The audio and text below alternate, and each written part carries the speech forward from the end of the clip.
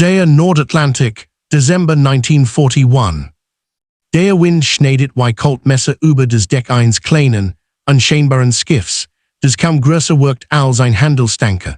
Das Licht der tiefstehenden Winterson glitzert auf den grauen Wellenbögen, während die HMS Audacity in einem endlosen Rhythmus auf und ab schaukelt.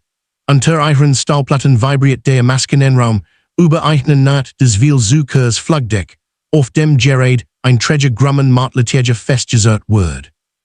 Die Männer an Bord wissen, dass sie allein sind. Kein Schlachtschiff, kein schwerer Cruiser, kein stolzer Flottenverband schützt sie. Nur ein Dutzend Flugzeuge, ein paar Leichtkanonen, und der mit einer Mannschaft, die sich auf einem Schiff befindet, das wir Admiral einst als unpraktisch und kaum sättiglich verspäteten.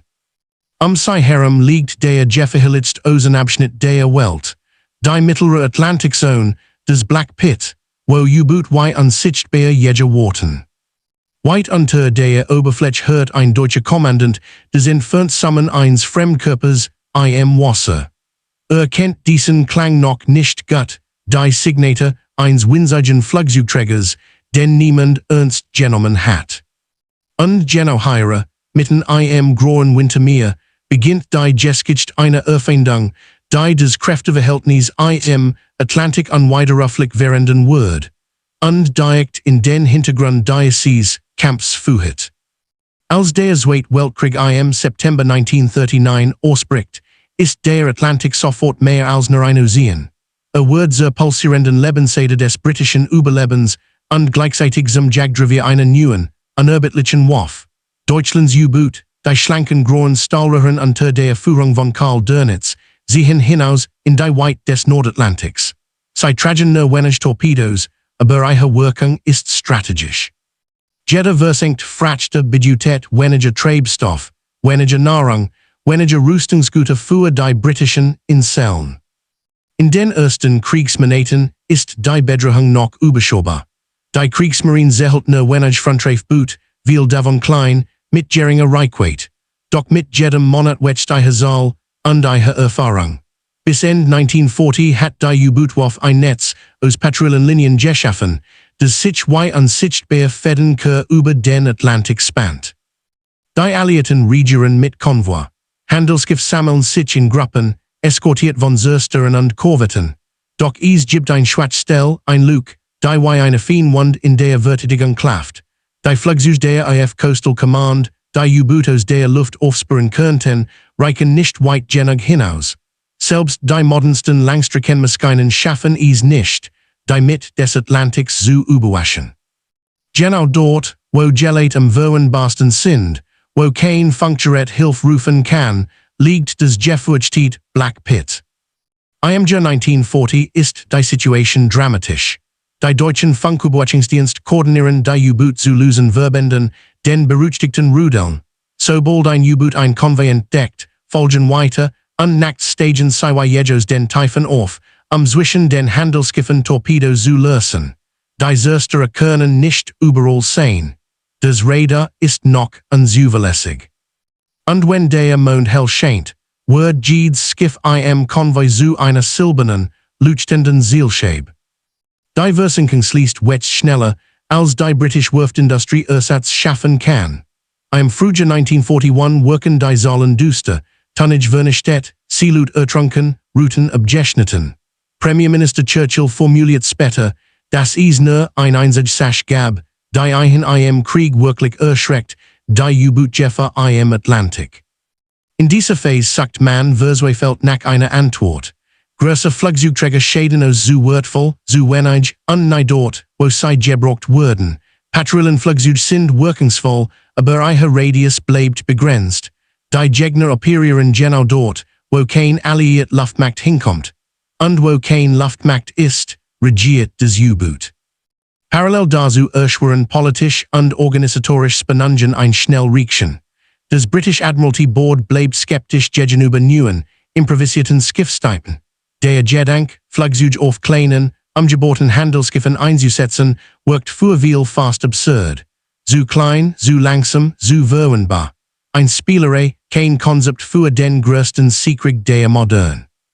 Doch während die Admiral diskutieren, Sturban im Atlantik Gede Watch 100 Männer. Die Kriegsschiff sind überlastet, und die Industrie allein kann die U-Bootjäger nicht schnell genug bauen. In der Tat beginnt sich die Frage aufzudrängen, wenn ein Flugzeugträger den U-Booten überlegen ist, warum dann nicht viel klein statt wenig groß. Dies unausgesprochen Idee beginnt langsam Wurzeln zu schlagen. Einfach Lösungen gebeuren aus pragmatischem Zwang, weniger Geschwindigkeit, weniger Flugzeug, aber dafür zahlreich. Und vor allem verfügbar. Denn der Atlantik verlangt kein Perfektion, verlangt Präsenz.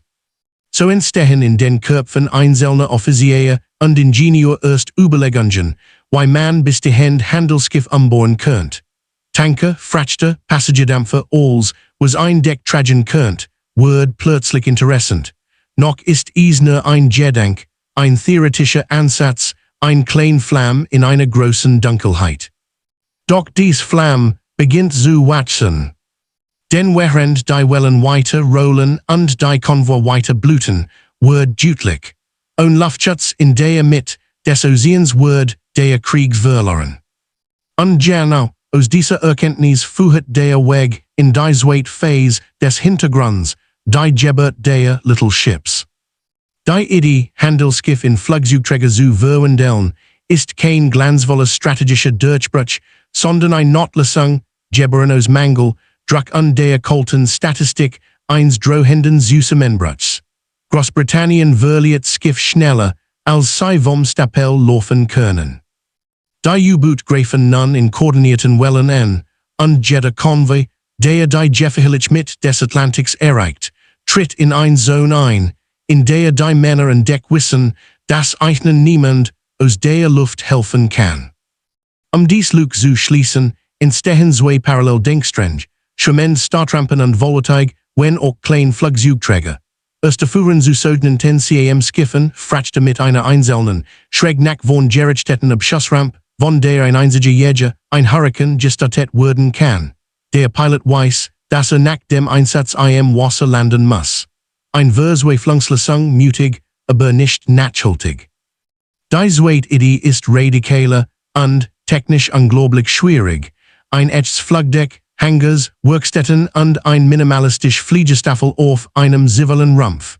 Doch trotz aller Zweifel setzt sich allmählich die Erkenntnis durch. Dass selbst ein kleines Flugdeck unendlich wertvoll sein könnt, wenn es mitten im Atlantik operiert. Großbritannien beginnt 1941 mit der Umrüstung der ersten Schiff. Eins davon ist ein ehemaliger deutscher Passagierdampfer, die später HMS Audacity.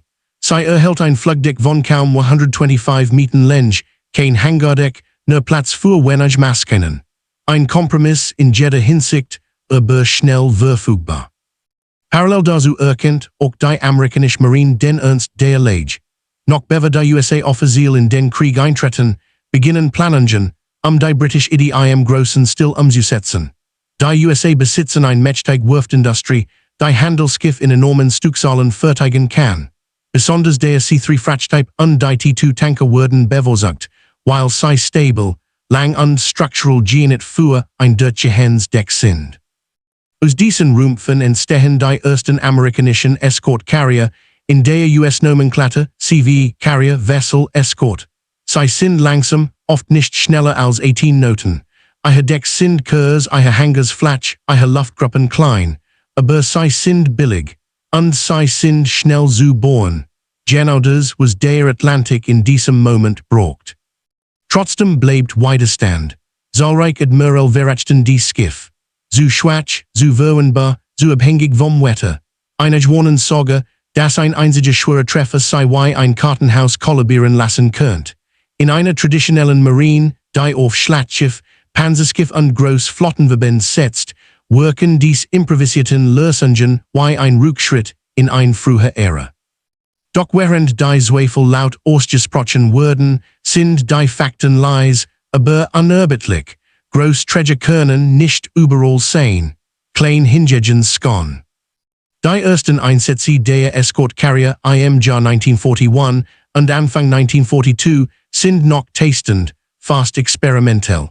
Piloten müssen New Land und Starttechniken lernen, den die Kursen des lassen kaum Fehler zu, Maskinen müssen eng gestapelt, Mechaniker auf eng stem Raum arbeiten. Beschwöre sie word jede Landung zur Prüfung.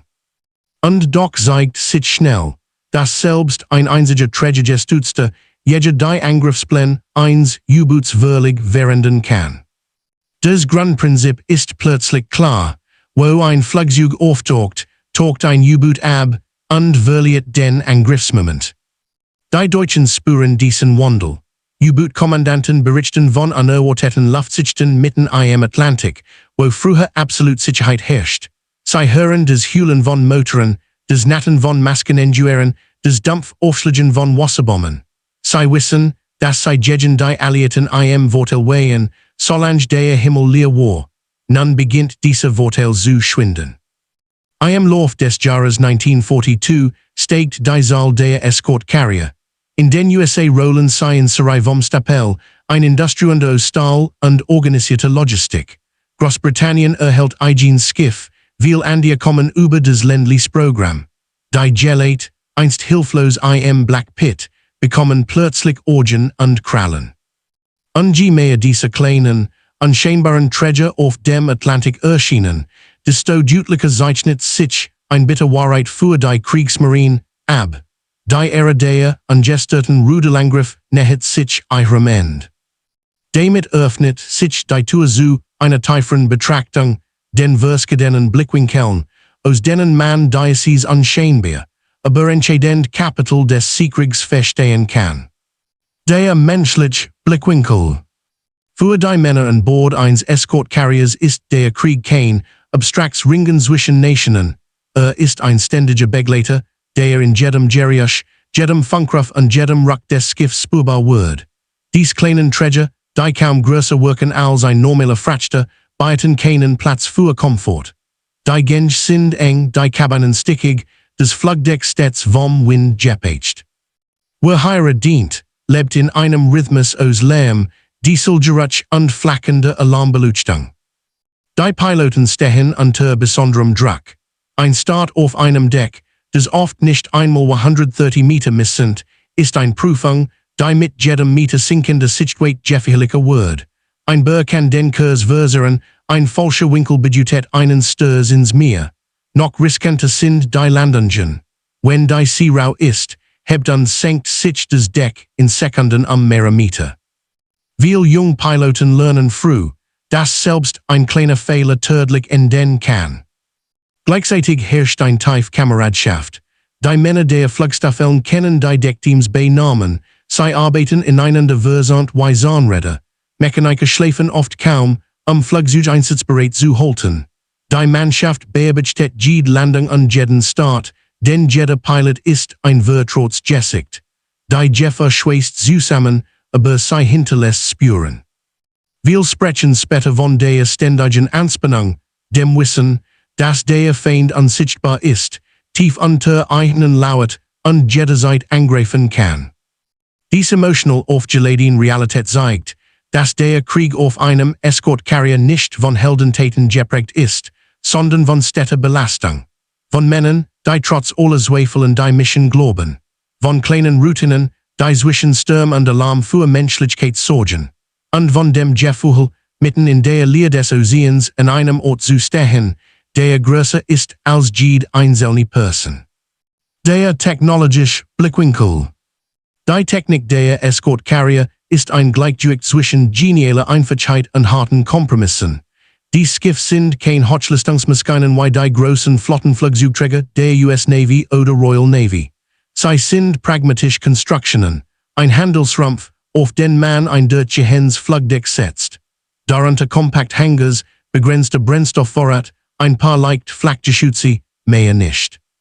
Dennoch besitzen sie ein entscheidendes Element, ein stetig verfügbares Ohr im Himmel. Die Flugzeug, ob britisch Martlets, Swordfish-Torpedoflieger oder später amerikanisch Wildcats und Avengers, wurden zu den eigentlichen Waffen. Mit Radar, verbesserten Funkgeräten und später Magnetanomaldetektoren sind sie in der Lage, U-Boot zu finden, bevor die sich überhaupt in Angriffsposition bringen können. Auch klein, oft unterschätzt Innovationen spielen eine große Rolle. Die Einführung von HF/DF Funkpillang, bekannt als Huffduff, ermöglicht U-Boot Funkspruch zu orten. Radar word compacte zuverlässige und effektive bei schlechter Sicht. Selbst die Art, wie Flugzeuge auf dem Deck versucht wurden, ist Ergebnis von Erfahrung, Versuch und Irrtum. Jeder Zentimeter Raum wird genutzt, jedes Werkzeug hat seinen festen Platz. Dies Kombination aus einfachen Schiffen und fortschrittlicher Lufttechnik schafft etwas wirklich Neues. Ein mobile, flexible Anti-U-Boot-Plattform, die dort operiert, wo sie gebraucht wird. In der Mitte des Atlantiks, in Schneestürmen, Nebelbänken, auf offener See. Und gerät dieser technologisch Pragmatismus wird, zum Schlüssel im Kampf, gegen die unsichtbaren Jäger unter den Wellen. Der taktische Blickwinkel. Die taktische Bedeutung der kleinen Träger ist weit größer, als ihre Abmessungen vermuten lassen. Ihre eigentliche Kraft liegt nicht im Angriff, sondern in der Präsenz. Ein U-Boot weiß nie, ob ein Jäger über den Wolken lauert. Ein einziger Sichtkontakt zwingt zum Abtauchen und nimmt ihm damit die Chance, einen Geleitfahrzeug zu beobachten oder anzugreifen. Mit der Zeit entstehen zwei Hauptkonzepte. Der reine Convoy-Escort Carrier, der direkt in der Zeit eine Handelsflotte verhält, und die Hunterkiller Groups, speziell Einsatzverbände, die aus einem Escort Carrier und mehreren Zerstörern bestehen.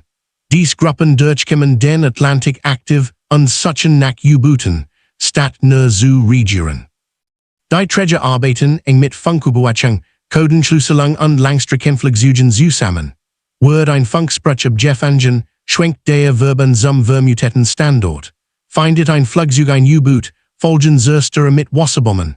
Die Koordination verbessert sich beständig, und bald bilden sich Muster, die sich als äußerst wirksam herstellen. White Kreis den Konvoi, such Linien, ständig Luftpatrouillen. So entsteht ein dynamisches Geflecht aus Luft- und Seestreitkräften, das die U-Boot zunehmend unter Druck setzt. Und je mehr Escort Carrier im Atlantik operieren, desto enger wird dieses Netz. Damit rückt ein anderer Perspektiv in den Vordergrund, die Sicht des Feinds unter der Oberfläche. Die Perspektiv der U-Boot. Für die Männer der Kriegsmarine, die in den Engen Stahlrohren der Atlantikflotte dienen, verändert sich die Lage schleichend und dann plötzlich. Anfangs gilt der Mittelatlantik als sichere Zone. Der zweite Blick nach oben ist unnötig. Hier gibt es kein Flugzeug, kein Schatten am Himmel, kein Gefahr aus der Luft. U-Boot können auftauchen, Batterien laden, Funkspruch absetzen, ihre Beobachter in Deck skicken und mit ruhigem Vertrauen jagen. Doch ab 1941 tauchen erst Anzeichen auf, dass die Alliierten irgendeine neue Strategie verfolgen. Einzelne Kommandanten berichten, sie hätten Flugzeugmotoren gehört oder Silhouetten am Horizont erblickt. Manchmal erschienen Maschinen wie aus dem Nichts, zu schnell, zu plötzlich, von Landbasen zu stammen. Anfangs glaubt man an Zufall, doch die Bericht helfen sich. U-Boot melden unerklärlich Störungen, kurzzeitigen Sichtungen, abrupten Beschuss aus der Luft. Immer wieder tauchen britisch oder amerikanische Flugzeuge auf, wo eigentlich niemand sehen dürft. Der Atlantik, einst ein Rückzugsraum, wird injur. Die Unsicherheit wächst. Ein U-Boot, das früher stundenlang in der Oberfläche fuhr, wagt es nun kaum noch. Jedes Auftauchen zum Laden der Batterien wird zur Nervenprobe. Das Risiko, entdeckt und verfolgt zu werden, steigt. Die Männer schläfen schlechter, die Waschen werden doppelt besetzt. Manch Kommandanten sprechen später von einem Gefühl, das der Himmel uns verraten hat. Als die ersten Escort-Carrier in Rudelkämpf eingreifen, spitzt sich die Lage zu. U-Boot werden während Angriffsmanövern überrascht, müssen abtauchen, verlieren sich Kontakt zum Konvoi und damit die Grundlage ihrer taktischen Stärke. Die Gefürchtet U-Bootsattacke, die Bische des Markenzeichen der Rudeltaktik war, wird plötzlich lebensgefährlich. Die deutschen Besatzungen spüren deutlich, dass etwas Grundlegendes kippt. Das Meer, das eigenen im Schutz der Dunkelheit und Reichweite so lang gehört, beginnt sich gegen sie zu wenden.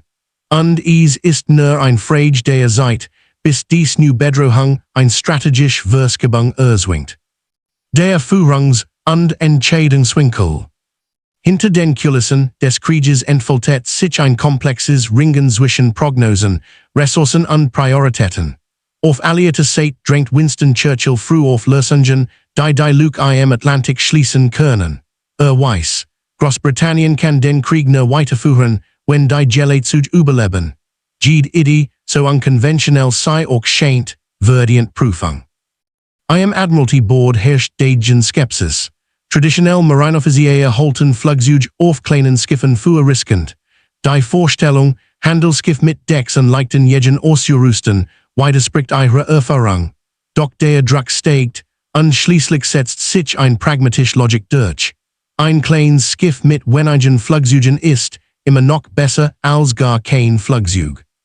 Auf amerikanischer Seite verfolgen Marineführung und Industrie einen strategisch-organisatorischen Ansatz. Noch vor dem Kriegseintritt beginnen sei, Fertigungsstraßen für modifisiert Frachtstrumpf einzurichten. Die USA besitzen den industriellen Atem, Dutzend solche Schiffe zu bauen, während Großbritannien oft nur auf Umbauten zurückgreifen kann. Entscheidend ist nicht Eleganz, sondern Maß in kürzester Zeit. Auf deutscher Seite beginnt hingegen ein zähes Ringen mit der Realität. Karl Dönitz erkennt sehr früh die zentrale Bedeutung des Black Pit. Weiss, Luftüberlegenheit ist designsig, was sein U-Boot wirklich bedroht. Die Idee, dass die Alliierten diesen Bereich mit Trägern abdecken könnten, erscheint ihm anfangs unwahrscheinlich, und doch muss die Bericht seiner Kommandanten ernst nehmen. Ab 1942 kämpft gegen ein Problem, das nicht mit mehr Booten allein zu lösen ist. Fordert besser Sonartechnik, stärker Flak, Schnorchelfähig Boot, doch all das braucht Zeit, die nicht hat. So entsteht ein asymmetrisches Geflecht, während die Alliierten improvisieren, Varianfashion und in Mass produzieren, muss die Kriegsmarine technologisch komplex Lösungen suchen. Ein Rennen, das sen Ausgang sich immer klarer abzeichnet. Der moralisch und psychologisch Blickwinkel. Der Atlantikkrieg ist nicht nur ein Kampf Technologie und Taktik, sondern ein psychologisches Ringen. Auf Seiten der Alliierten weckt die Einführung der kleinen Träger News Vertrauen, wo früher Funkmeldungen über Versinksschiff die Rund matchten, berichten Konvoi nun von abjuierten Angriffen. Die Präsenz eines winzigen Decks, selbst wenn es nur ein paar Maskinen beherbergt, verändert das gesamt Gefühl an Bord eines Frachtes. Es bedeutet Schutz, Hoffnung und eine Chance. Auf deutscher Seite schlägt die Stimmung Auf den U-Booten, die einst als Elitwurf geführt wurden, wächst ein Gefühl der Unsicherheit, bericht über Verloren Boothafen sich. Der Glaub, unsichtbar zu sein, schwindet. Manch Besatzungen beginnen, Starts von Trägerflugzeugen akustisch zu erkennen, ein Geriusch, das sei bald mit Gefahr verbunden. Mit der Zeit wird klar, der moralische Vorteil liegt nicht mehr auf Seiten der Angreifer. Die U-Boot-Männer wurden zu Gejagten, während die alliierten Besatzungen, trotz Herd und Verlusten, in ihrem Mut bestärkt wurden. Dies Verschiebung der Stimmung ist subtil, aber entscheidend. Den Krieg wurden nicht nur mit Maskinen gewonnen, sondern auch mit der Entschlossenheit der Menschen, die sie bedienen. Und genau dies moralische Verschiebung bereitet den Boden für den entscheidenden Wendepunkt, den Moment, in dem die kleinen Träger ihre volle Wirkung entfalten. Der Wendepunkt im Atlantikkrieg kommt nicht in einer einzigen Schlacht, sondern in einer Serie von Momenten, die sich zu einer klaren strategischen Linie verdichten.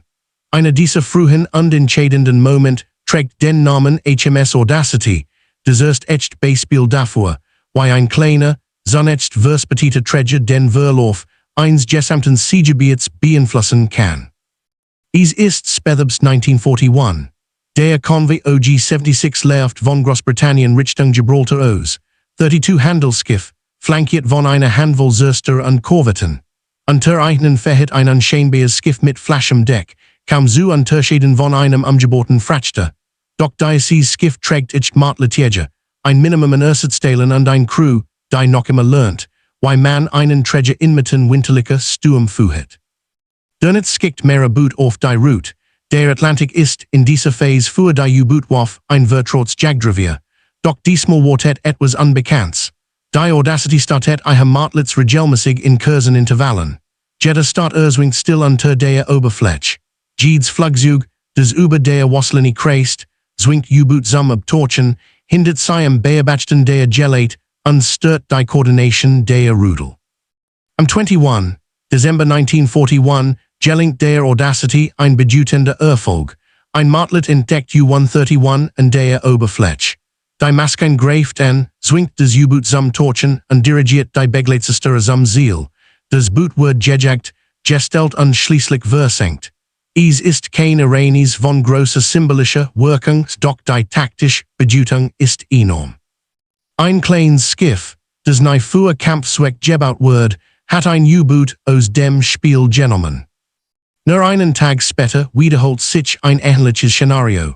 Wieder zwingt die Präsenz der Trägerflugzeug ein U-Boot in eine unvorteilhafte Position. Wieder geraten die deutschen Pläne ins Wanken. Der Konvoi überquert das Gefährlichste Gebiet mit weniger Verlusten als erwartet. Die Rudeltaktik beginnt zu bröckeln, nicht durch starke Zerstörer oder neue Wasserbomben, sondern durch einen kleinen, improvisierten Träger mit begrenzter Bewaffnung. Es ist ein Muster, das sich bald überall zeigt, wo Escort-Carrier eingesetzt wurden. Auf amerikanischer Seite tritt die USS Long Island 1942 in Action. Sie begleitet Geleit, die durch Gebiet fahren, in denen deutsche U-Boote immer mutiger wurden. Ihre Flugzeuge verhindern nicht alle Angriff, aber sie reduzieren die Verlust und sie schaffen Unsicherheit in den Reihen der U-Boot-Fahrer. Im Frühjahr 1942 gelingt es, eine Hunter-Killer-Gruppe unter Führung der USS Bog, mehrere U-Boote zu stellen. Die Koordination zwischen dem Träger, seinen Flugzeugen und den Begleitsystemen wird präziser aggressiver. Die Flugzeuge entdecken U-Boot oft in den wenigen Minuten, in denen dies zum Laden der Batterien auftauchen müssen. Die Zerstörer greifen an, bevor die deutschen Kommandanten eine neue Angriffsposition finden können. Die Wirkung ist doppelt. Einerseits sinken einzelne U-Boot, andererseits verliert die gesamte Rudeltaktik an Effizienz. Denn ein Rudel, das ständig abtauchen muss und den Überblick verliert, kann sein Angriff nicht mehr im gewünschten Moment koordinieren. Und genau diese Koordination war das Herzstück der deutschen Strategie. Im Sommer 1942 beginnen die ersten langfristigen Statistiken, die alliierten Kommandostellen zu erreichen. Sie zeigen eine bemerkenswerte Entwicklung, Konvoi mit Escort-Carrier erleiden signifikant weniger Verlust als solch ein. Der Unterschied wird Monat für Monat deutlicher. Und gleichzeitig steigt die Zahl der gemeldeten deutschen U-Boot, die nicht mehr zurückkehren. Für Dönitz ist dies ein beunruhigendes Signal. Erkennt, dass die Alliierten einen Weg gefunden haben, die Lücke im Atlantik zu schließen, nicht mit einzelnen mächtigen Waffen, sondern mit vielen kleinen. Mit Schiffen, die billig sind, austauschbar und in großer Zahl gebaut werden können. Und mit Luftstreitkräften, die den U-Booten die Freiheit nehmen, die sie einst unangefochten besäßen. Doch der wahre Wendepunkt steht noch bevor. Die Phase, in der dies kleinen Träger nicht nur einzelne Boote bewahren, sondern Rudel nach Rudel zerschlagen, und damit ein ganz Kriegsmarine zwingen, ihre Strategie zu überdenken. Genau in dies Phase führt der zweite Teil des Höhepunkts, in dem sich der Atlantikkrieg endgültig dreht. Der eigentliche Wendepunkt im Atlantikkrieg beginnt im Frühjahr 1943, eine Phase, die deutsche U-Boot-Fahrer später nur noch als den Beginn der schwarzen Monat bezeichnen sollten. Und wieder steht ein Klasse von Schiffen im Mittelpunkt, die Marineführung beider Seiten anfangs kaum ernst genommen hat, die kleinen Geleitflugzeugträger. Im März 1943 treffen mehrere Großkonvoi aufeinander wie Schatzfiguren auf einem Brett, das sich über 1000 Kilometer erstreckt. Die Alliierten haben nun mehr Escort-Carrier im Einsatz als je. Die USS Bog, USS Card, HMS Archer, HMS Biter, HMS Dasher, HMS Avenger und andere, manch umgebaut Frachter, manch provisorisch Konstruktionen, alle mit dem gleichen Auftrag, den Atlantik zu schließen. Konvoi HX-229 und SC-122 sind zwei der gefährlichsten Beispiele. Unausreichend Luftdeckung wurden sie in den ersten Märztagen von einem dualteiligen Rudel über 40 U-Boot angegriffen. Die Verlust sind schwer, und die Alliierten erkennen, es gibt nur einen Weg, den Schwarzenkessel wirklich zu beherrschen. Sie müssen Luftmacht über jeden Meter der Route bringen. In diesem Moment entwickeln die Escort Carrier eine Rolle, die weit über die reine Verteidigung hinausgeht. Sie werden zu Jagdinstrumenten. Ein Beispiel dafür liefert die USS Bog im Mai 1943. Unter dem Kommando von Captain Giles shorter Period sei nicht mehr in gen Konvoiverband, sondern in einer sogenannten Hunterkiller-Group. Dies Gruppen lösen sich bewusst vom Geleit und durchkämmen den Atlantik systematisch, geführt von Funkpillungen, Codeknackerkenntnissen und dem Langen Atem ihrer Flugzeuge. Am 21. Mai entdeckt eine Avenger-Torpedobomber der Bog ein U-Boot, das versucht, Morgengrauen zu torchen. Das Flugzeug wirft Wasserbomben, markiert die Position und kreist so lange, bis die Begleitschüsse eintreffen. 3 Stunden später ist das Boot zerstört. Zweite danach dasselbe Spiel. Ein weiterer Avenger zwingt U-569 zum Auftorchen, woraufhin die Zerstörer George E. Badger und Green des U-Boot zur Aufgabe zwingen. Es folgen Wochen, in denen die Bog eine Jagdexpedition nach der anderen ausführt. Sie versenkt sechs U-Boot in weniger als 2 Monaten, ein Saal, die den Atlantikkrieg spürbar erschüttert. Doch die Bog ist nicht die einzige. Parallel dazu operieren britische Gruppen mit ähnlicher Brutalität. Die HMS Archer und HMS Biter fliegen Aufklärungsmissionen, die Rudel auseinanderbrechen lassen. Jede Mission zwingt deutsche U-Boot zum Abtorchen und verschlechtert ihre Koordination. Ein einziges Flugzeug kann die gesamte Angriffsplanung eines Rudels zunichte machen.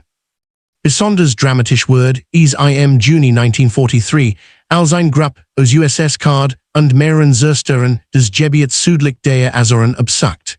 U-118, ein Erfahrungsboot, versucht durch Funkkommunikation ein Rudel zu koordinieren. Aber jedes Mal, wenn ein Boot auftaucht, cruist ein Flugzeug der Card darüber. Die deutschen Kommandanten empfinden die Situation als kafkisk, sie sind blind. Ihre Hydrophonpillungen bringen wenig. Über eigenen Lauen und sichtbar Gegner, unter eigenen Worten Zerstörer.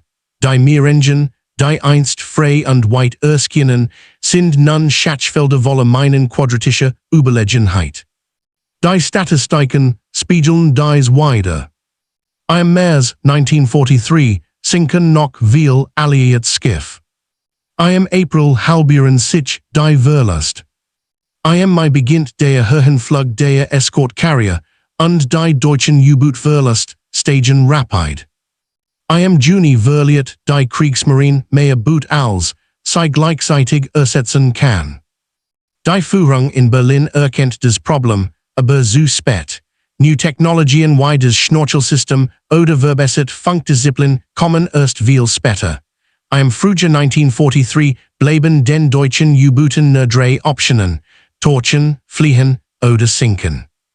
In den Einsatzbesprechungen der Alliierten ändert sich die Stimmung vollständig. Die Admiral sprechen nun nicht mehr nervös über die Bedrohung aus der Tiefe. Sie reden über Jagdrauten, über geplante Operationen, über die Frage, welchen Träger sie wohin schicken. Die Matchverhältnis kippen. Und zwar nicht durch Großträger der Flotten, nicht durch Schlachtschiffe, nicht durch Wunderwaffen, sondern durch klein, kostengünstig, schnell, oft improvisiert Escort Carrier. Der Wendepunkt des Atlantikkrieges hat ein new Icon, und sie trägt kein großes Flugdeck, nur eins, das lang genug ist, ein Flugzeug zu starten, das einen U-Boot-Kommandanten zwingt, sein Plan zu begraben. Als der Sommer 1943 anbricht, hat sich der Atlantik verändert, nicht durch New Großflotten, nicht durch die Überlegenheit einzelner Nationen, sondern durch die unermüdliche Präsenz kleiner Flugdecks, die den Ozean Schritt für Schritt zurückerobert haben. Für die Männer der U-Boot-Waffe beginnt nun ein Phase, die später in deutschen Nachkriegsberichten nur noch als die Wende, der Einbruch oder schlicht das Ende der Anfangszeit bezeichnet wird. Im Mai verliert die Kriegsmarine 41 U-Boot, mehr als doppelt so viel, wie sie new in Dienst stellt. Der Verlustsatz übersteigt jede vorige Periode des Krieges. Besonders bemerkenswert, ein erheblicher Teil dieser Boot wird entweder durch Flugzeuge der Escort Carrier oder durch Zerstörer versenkt, die dank dieser Flugzeuge Zielgerichtät zum Kontakt Jeffuhit worden. Die Alliierten Kommandos erkennen die Bedeutung dieser Entwicklung. Bericht des Westen approaches Command zeichnen ein klares Bild, Konvoi mit Geleitfahrzeugen erleiden bis zu 70% weniger Verlust als solch noch wirkungsvoller aber sind die Hunterkiller Groups. Sie sind kein defensives Werkzeug mehr, sie werden sehr aktiven Klinge in einem zweischneidigen Krieg, der bis dahin von der defensiv geprägt war. Für die Besatzungen der kleinen Treasure bedeutet dies allerdings kein Erleichterung. Sie operieren weiterhin in rohen Gewässern, in Skichten aus Nebel, Sturm und Dunkelheit. Nicht selten kommt es vor, dass Maschinen beim Start ins Wasser stoßen oder Piloten aufgrund der geringen Reichweite gezwungen sind, erfahren mehr zu landen. Die Verlustzahlen unter den Piloten bleiben hoch, doch ihr Einfluss auf das Gesamtgeschehen wächst kontinuierlich. In London atmet man auf. Die Geleiträger geben der Regierung erstmals das Gefühl, im Nordatlantik nicht länger regieren zu müssen. In Washington sprechen Stabsbericht von einer strategischen Revolution, ausgelöst durch Schiff, die anfangs als schnell Notlösungen zur Überbrückung gedacht waren. Auf deutscher Seite herrscht Ratlosigkeit. Die technische Überlegenheit der U-Boot, einst unbestritten, wirkt plötzlich Realität. Im Sommer 1943 wurde die Führung im Oberkommando der Kriegsmarine mit der bitteren Realität konfrontiert. Selbst gut Jeffuhit und erfahren Boot wurden entdeckt, verfolgt und ausgeschaltet. Die Versenkungszahlen der Alliierten steigen, während die Erfolge deutscher Boot einbrechen. Innerhalb weniger Monate wird die Mittelatlantikzone, das Black Pit, jahrzehntelang synonym mit Unsichtbarkeit und strategischer Freiheit, zu einem Aerial ständiger Bedrohung aus der Luft. Wo früher U-Boot stundenlang aufklären konnten, reicht heute ein einziger Fehlmoment in der Oberfläche, ein Boot zum Ziel zu machen. Die Admiralität der Kriegsmarine versucht zu regieren. Man beschleunigt den Bau der neuen Type Roman 21 Boot, versteckt die Funkesbildung und drängt auf ein neues Taktikregime. Doch all dies Maßnahmen benötigen seit der Atlantik nicht mehr Juheit. Während die Großträger der US Navy und Royal Navy in den Pazifik oder ins Mittelmeer verlegt wurden, bleibt der Krieg im Atlantik eine Handvoll kleiner Schiffe überlassen, die kaum Aussicht auf Ruhm oder Prestige bieten. Dennoch gehen sie in die Statistik ein als ein der effizientesten Waffen des gesamten Krieges. Und ihre Wirkung ist nun so stark, dass sie nicht nur einzelne U-Boot treffen, sie beginnen, die gesamtstrategische Ausrichtung der deutschen U-Boot-Waffe in Frage zu stellen. Ein Prozess, der sich im weiteren Verlauf des Krieges noch beschleunigen wird. Die Monate nach der großen Wende im Frühjahr und Sommer 1943 zeichnen ein Bild, das für die Kriegsmarine zunehmend düster wird. Die kleinen Geleiträger, einst als provisorische Konstruktionen belächelt, haben einen Dominoeffekt ausgelöst, der nun irreversible Auswirkungen zeigt. Die Rückeroberung des Atlantiks vollzieht sich nicht mit einem einzigen Schlag, sondern durch ein stetig und nachgiebige Verschiebung der Dominanz, Tag für Tag, Konvoi für Konvoi, Rudel für Rudel. Im Herbst 1943 sind die Hunterkiller Groups so gut organisiert, dass sie systematisch Gene Gebiet durchsuchen, in denen U-Boot früher weitgehend ungestört operierten. Die Kombination aus Funksignalerforschung, HFDF, Ultrainformationen und dauerhafter Luftüberwachung verwandelt vormals Todzonen in Reum ständiger Beobachtung. Für Deutschkommandanten bedeutet dies ein ununterbrochene psychologische Belastung. Die einstig Gewissheit, erfahren aus ihren Sicherheit zu finden, weicht einer permanenten Erwartung bewusstehender Entdeckung. Auch innerhalb der alliierten Streitkräfte verändert sich das Denken nachhaltig. Die Geleiträger wurden nicht mehr nur als Notlösungen betrachtet, sondern als ein integraler Bestandteil moderner Seekriegsführung. Sie haben bewiesen, dass Kontrolle über weite Seegebiete und Großflottenverbände möglich ist, vorausgesetzt, die Luftmacht kann flexibel in den Mittelpunkt gestellt werden. Besonders die US Navy erkennt dies und setzt den massiven Ausbau der Escort-Carrier fort. Bis 1944 ist ein ganz Familie von Geleiträgern im Einsatz, oft in Serienbeweis und deutlich ausgereifter als die frühen, improvisierten Konstruktionen. Für die Kriegsmarine hingegen bleibt nur die Erkenntnis einer sich schließenden Schlinge. Die Einführung des Schnorchels ermöglicht den Booten theoretisch länger Torchfacen, doch die praktische Umsetzung leidet unter technischen Problemen und eingeschränkter Geschwindigkeit. Auch die Idee, U-Boot in Milchke, Versorgungsschiff einzubinden, verliert ihren taktischen Wert, da dies großen Boot dank der Luftüberwachung besonders verwendbar werden. Der Atlantik verändert sich so schnell, dass viele deutsche Kommandanten des Gefühl haben, in zwei verschiedenen Kriegen gleichzeitig zu kämpfen. Jenem, für den sie ausgebildet werden, und jenem, der sich einen Real in den Weg stellt. Der Zweit ist geprägt von der allgegenwärtigen Bedrohung von oben, eine Bedrohung, die zum Symbol eines technologischen Wandels wird. Immer mehr Besatzungen berichten von einer lähmenden Angst, aufzutauchen. Selbst einfach Routinemanöver wie die Wiederaufladung der Batterien werden zum Risiko. Währenddessen wächst in den alliierten Hauptquartieren das Vertrauen in die langfristige Stabilität der Atlantikraut. Die Trägergruppen sichern nicht nur militärisch Transport, sondern garantieren auch die kontinuierliche Versorgung der britischen Zivilbevölkerung. Die Nahrung, der Treibstoff, die Waffen, die Panzer, all das gelangt nun in relativ planbare Sicherheit über den Atlantik. Im späten Kriegsverlauf, 1944 und 1945, sind die kleinen Träger längst ein unverzichtbares Werk zu Jürden, auch wenn die Kriegsplätze sich verlagert haben. Selbst als neue Herausforderungen entstehen, wie die Bedrohung durch fortgeschrittene U-Boot oder Fernabgelegene Einsatzgebiet, bleibt das grundlegende Prinzip bestehen. Luftüberlegenheit über Offene sie ist kein Ergänzung mehr, sondern ein Fundament. Wenn Historiker später über die entscheidenden Wendepunkt des Atlantikkrieges sprechen, fällt oft der Hinweis auf New Technologien, auf auf modern Radarsystem. Doch in vielen Analyseberichten findet sich ein einfach, nüchten Wahrheit, und die Escort-Carrier wären dies Werkzeuge nur halb so wirkungsvoll gewesen. Denn die Informationen, die man nun in Echtzeit nutzen konnte, brauchten ein Wurf, die schnell, flexibel und überall einsetzbar war. Dies Roll haben die kleinen Träger erfüllt.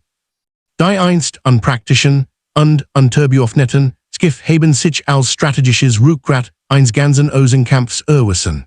Und obwohl sie nicht die Eleganz der großen Flottenträger besaßen, haben sie etwas vollbracht, was diesen nicht gelang.